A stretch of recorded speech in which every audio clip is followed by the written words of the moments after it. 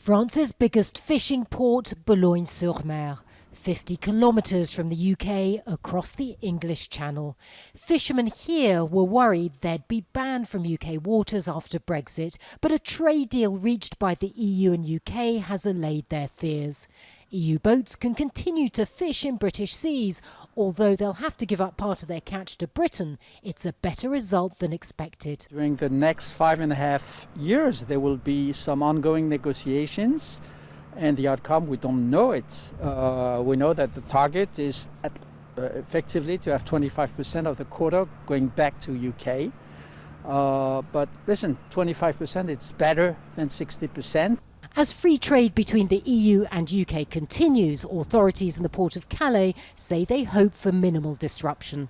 Customs officers in France's busiest port say they're ready for Britain's departure from the EU single market and customs union. $50 million has been spent on creating a so-called smart border.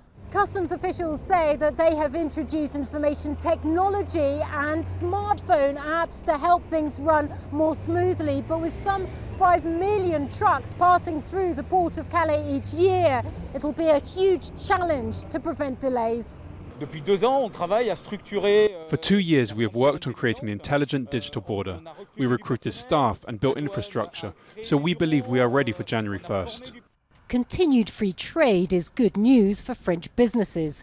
Antoine Chiquet kept a close eye on the negotiations. His family has produced champagne for more than a century. Britain is one of his main export markets. For nearly 300 years, our friends in Britain have enjoyed French champagne, so it's hard to imagine that will change. A no deal would have made things complicated with tariffs, but now that there's a trade deal, I feel optimistic. It's a huge relief for our two countries.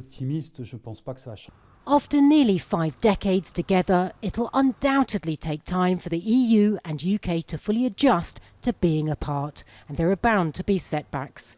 But after more than 4 years of Brexit uncertainty, it's clear that many businesses and people on this side of the Channel are grateful for some visibility on the horizon. And Natacha Butler joins me now live from Calais. Natacha, you've had some time there in Calais to perhaps assess the mood and what's being said. Are the French ready?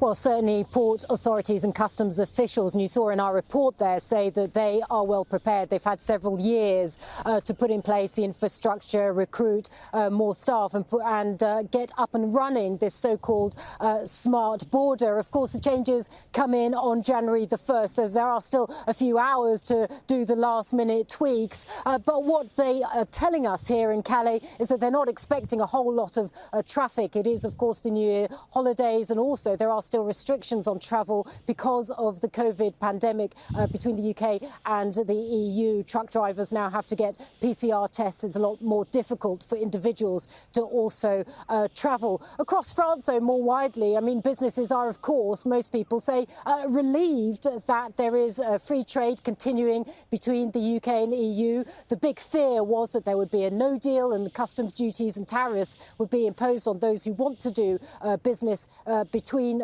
France and the UK. That isn't the case. So I think the overall sense here is a sense of relief that a deal was reached.